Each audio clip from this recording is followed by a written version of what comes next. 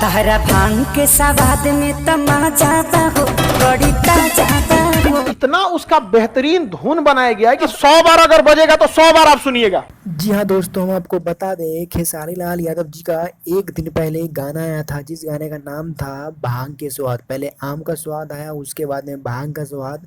उस गाने को खान सर ने तारीफ कर दिया, और उस गाने के बारे में बताते हुए खान सर बोल रहे हैं कि एक बार सुनिएगा तो 100 बार सुनने का मन करेगा। खान सर जो कि बिहार के बहुत ही सुप्रसिद्ध शिक्षक और टीचर है।